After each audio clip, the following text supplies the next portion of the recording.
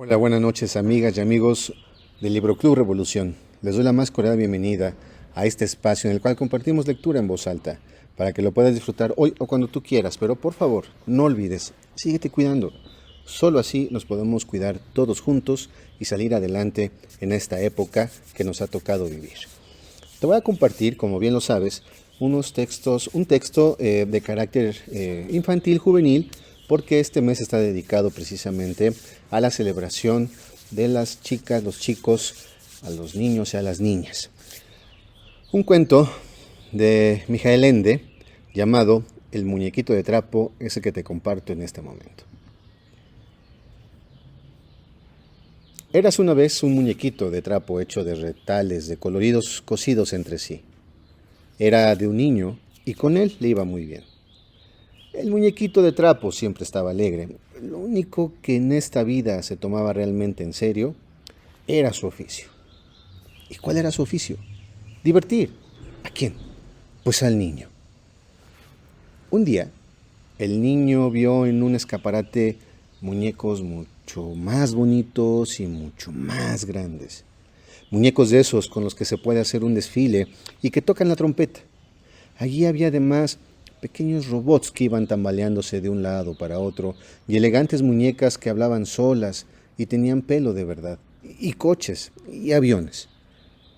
Y de pronto, al niño dejó de gustarle su muñequito de trapo. Le parecía que los otros juguetes eran mucho más bonitos y podían hacerlo todo mucho mejor. ¿Y qué es lo que podían hacer los otros mejor? Divertir. ¿A quién? Pues al niño. El muñequito de trapo se esforzó al máximo, hizo todo lo posible por animar de nuevo al niño. Pero el niño ni siquiera lo miraba. Se le veía descontento y de mal humor. Más aún, un día tomó al muñequito de trapo y sin más lo tiró por la ventana. Ahora sí que el pobre muñequito de trapo había perdido definitivamente su oportunidad. Había perdido definitivamente su oportunidad. ¿De qué? Divertir. ¿A quién? Pues al niño. Estando el muñequito de trapo allí, tirado en la calle, pasó una mamá perra. Lo lisqueó y se lo llevó a la boca. La perra tenía 7 cachorros en casa y se los llevaba para que jugaran con él. El muñequito de trapo no se podía resistir, aunque de ninguna manera quería ir a parar con unos cachorros de perro. ¿Y qué es lo que quería entonces? Divertir. ¿A quién? Pues al niño. Los cachorros de perro jugaron con el muñequito de trapo como suelen jugar todos los cachorros de perro. Lo mordisqueaba con sus afilados dientecillos y lo sacudía. No le dejaban pegar ojo y lo desgarraban por un lado y por el otro, tirando cada uno de un extremo. Al muñequito de trapo le entró tantísimo miedo que hasta se le olvidó por completo para qué estaba realmente en este mundo. ¿Y para qué estaba en este mundo? Para divertir. ¿A quién? Pues al niño. Cuando el dueño de todos aquellos perros vio el muñequito de trapo, exclamó: ¡qué andrajo tan repugnante! ¡Fuera con él! Y tomándolo con la punta de los dedos lo tiró al cubo de la basura, entre la ceniza y las latas de conserva. Allí estaba ahora el muñequito de trapo, tan sucio y miserable que ya nadie hubiera podido darse cuenta de para qué había servido antes. ¿Y para qué había servido antes? Para divertir. ¿A quién? Pues al niño. Al día siguiente, pasó por allí un trapero buscando trapos y papel en los cubos de basura. Cuando vio al muñequito de trapo, lo sacó y lo echó a su carro. No lo hizo en absoluto con mala intención. Era un hombre pobre y tenía que ganarse la vida recogiendo y vendiendo aquellas cosas que luego eran trituradas en la gran fábrica de papel para hacer fino papel blanco. Si le hubiera preguntado al muñequito de trapo si le gustaba que fueran a triturarlo y a convertirlo en fino papel blanco, él segurísimo que hubiera dicho: no, yo quiero otra cosa. ¿Y qué otra cosa quería? ¿Divertir? ¿A quién? Pues al niño. Entretanto, en su casa el chiquillo era desgraciadísimo y lloraba porque deseaba recuperar a su muñequito de trapo. Ya no quería para nada ningún otro muñeco más grande y más bonito que tocara la trompeta, ni ningún robot que se tambaleara de un lado para otro, ni ninguna muñeca que hablara sola y tuviera pelo de verdad. Ninguno de ellos podía hacer lo que también había podido hacer el muñequito de trapo. ¿Y qué era lo que no podían hacer? Divertir. ¿A quién? Pues al niño. De camino hacia la gran fábrica de papel, el trapero pasó por la casa en la que vivía la abuela del chiquillo. ¿Tiene algún trapo que pueda darme?, preguntó. Sí, tengo un saco lleno incluso, pero a cambio quiero que me dé usted ese muñequito de trapo, dijo la abuela, que lo había reconocido enseguida al estar encima de todo. El trapero accedió al trato y se lo dio. ¿Y ahora?, le dijo la abuela al muñequito de trapo, te vamos a recomponer. ¿Y para qué quería recomponerlo? Para que divirtiera. ¿A quién? Pues al niño. La abuela lavó el muñequito hasta que todos sus trapos de colorines volvieron a relucir alegremente y lo que se le había roto se lo cosió y al final quedó mucho más bonito incluso que antes. Muy bien, dijo satisfecha la abuela. Y ahora te tengo que enviar, pues te necesitan urgentemente. ¿Y para qué lo necesitaban urgentemente? Para divertir. ¿A quién? Pues al niño.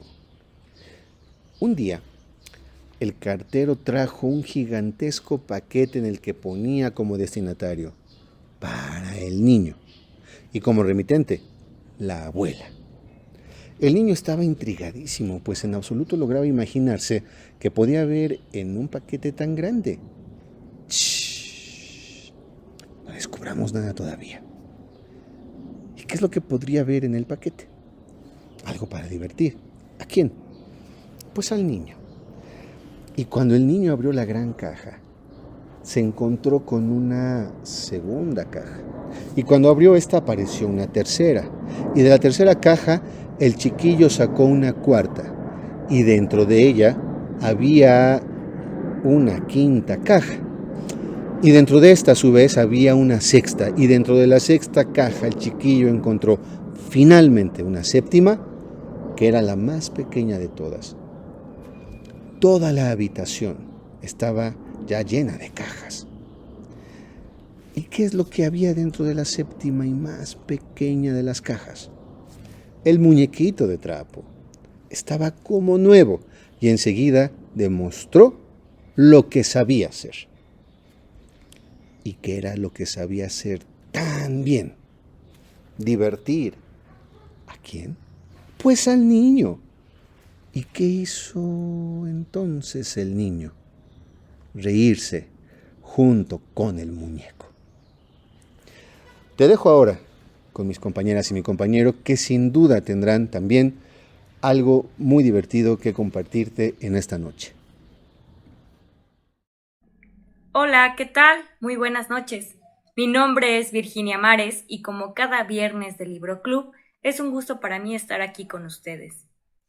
El día de hoy leeré un cuento de Charles Perrault, pero antes de eso quiero leer un soneto de Sor Juana Inés de la Cruz, dado que mañana, 17 de abril, es su aniversario luctuoso. Se titula En perseguirme mundo, ¿qué interesas? En perseguirme mundo, ¿qué interesas?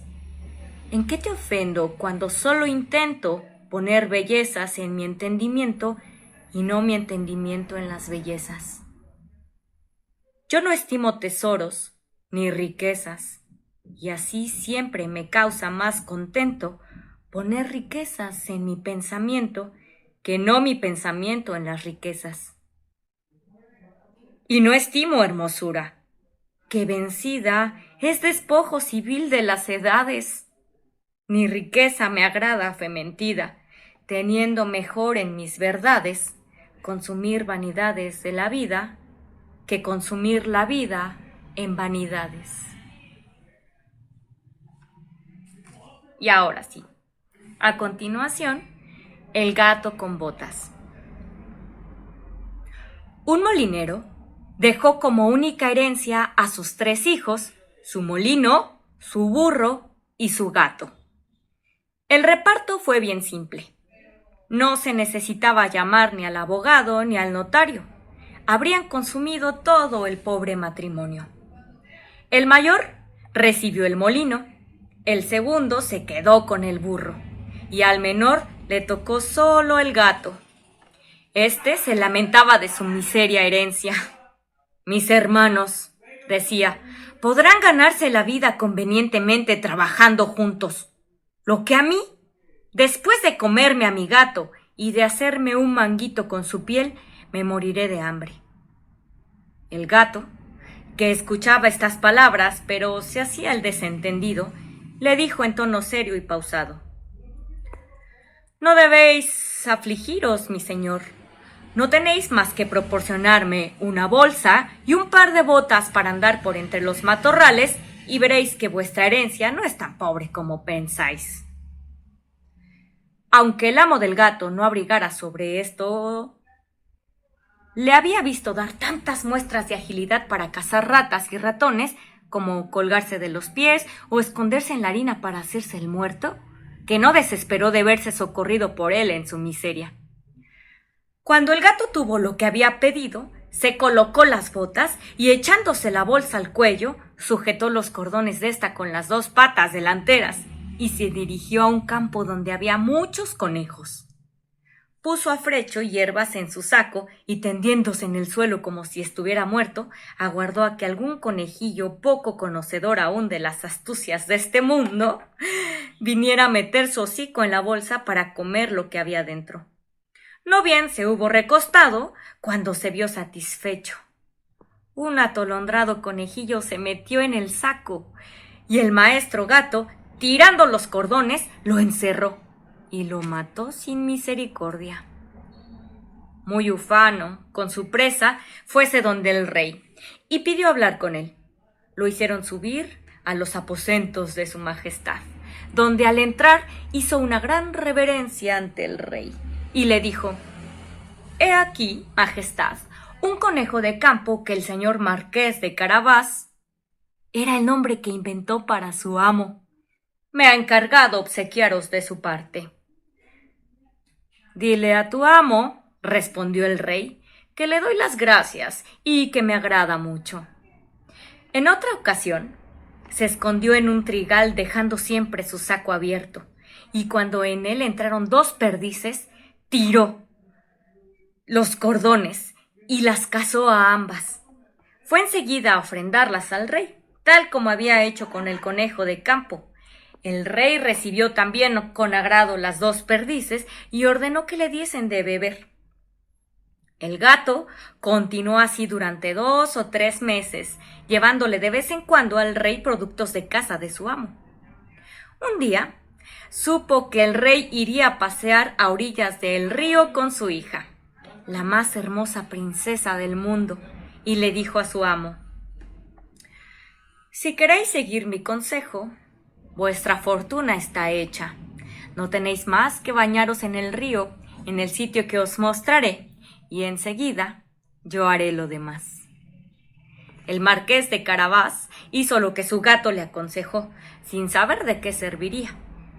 Mientras se estaba bañando, el rey pasó por ahí, y el gato se puso a gritar con todas sus fuerzas: ¡Socorro! ¡Socorro! ¡El señor marqués de Carabás se está ahogando! Al oír el grito, el rey asomó la cabeza por la portezuela y, reconociendo al gato que tantas veces le había llevado caza, ordenó a sus guardias que acudieran rápidamente a socorrer al marqués de Carabás. En tanto que sacaban del río al pobre marqués, el gato se acercó a la carroza y le dijo al rey que mientras su amo se estaba bañando, unos ladrones se habían llevado sus ropas, pese a haber gritado al ladrón con todas sus fuerzas. El pícaro del gato las había escondido debajo de una enorme piedra. El rey ordenó de inmediato a los encargados de su guardarropa que fuesen en busca de sus más bellas vestiduras para el señor Marqués de Carabás. El rey le hizo 1000 atenciones, y como el hermoso traje que le acababan de dar realzaba su figura, ya que era apuesto y bien formado, la hija del rey lo encontró muy de su agrado. Bastó que el marqués de Carabás le dirigiera 2 o 3 miradas sumamente respetuosas y algo tiernas, y ella quedó locamente enamorada. El rey quiso que subiera a su carroza y lo acompañara en el paseo. El gato, encantado al ver que su proyecto empezaba a resultar, se adelantó, y habiendo encontrado a unos campesinos que segaban un prado, les dijo: «Buenos segadores, si no decís al rey que el prado que estáis segando es del marqués de Carabás, os haré picadillo como carne de budín». Por cierto, que el rey preguntó a los segadores de quién era ese prado que estaban segando.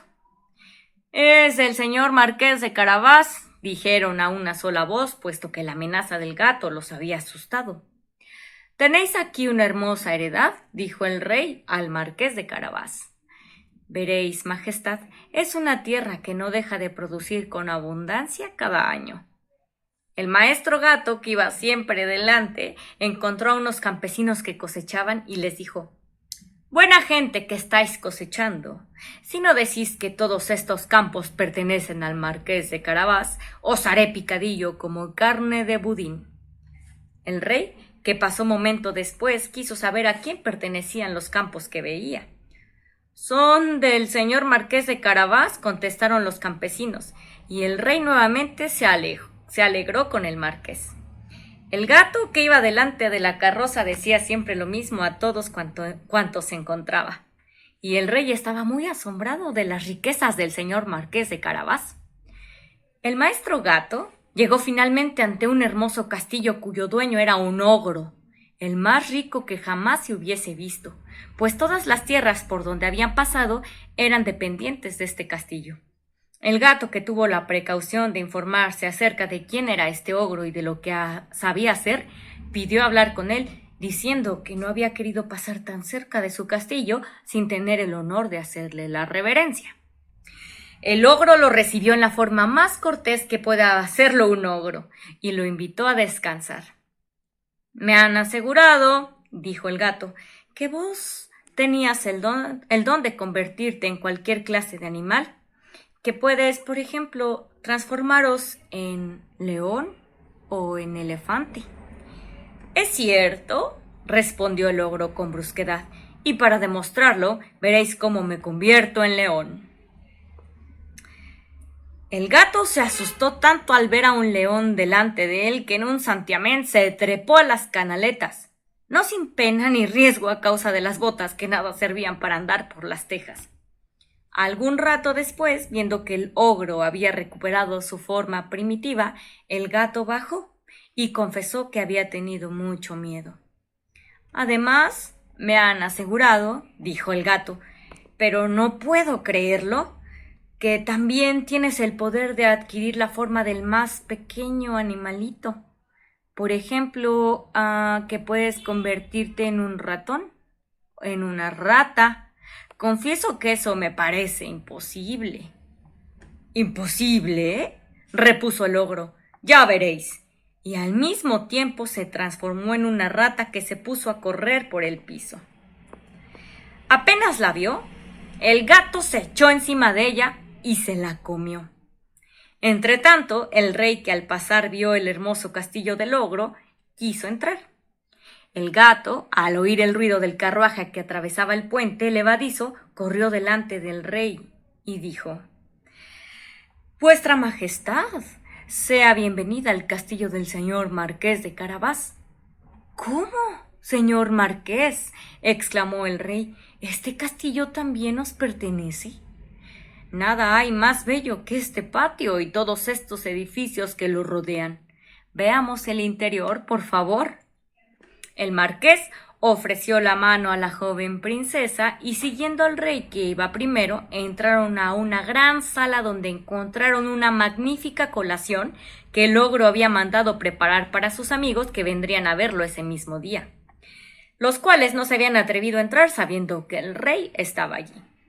El rey, encantado con las buenas cualidades del señor Marqués de Carabás, al igual que su hija, que ya estaba loca de amor, viendo los valiosos bienes que poseía, le dijo, después de haber bebido 5 o 6 copas: solo dependerá de ti, señor Marqués, que seáis mi yerno.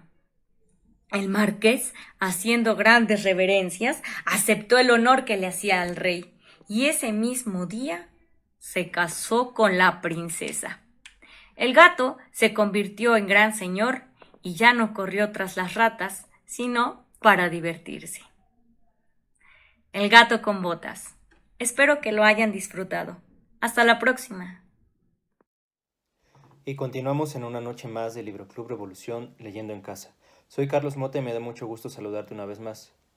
El día de ayer se conmemoró el natalicio de un gran genio de la humanidad, polímata nacido en la antigua República de Florencia, ahora Florencia, Italia.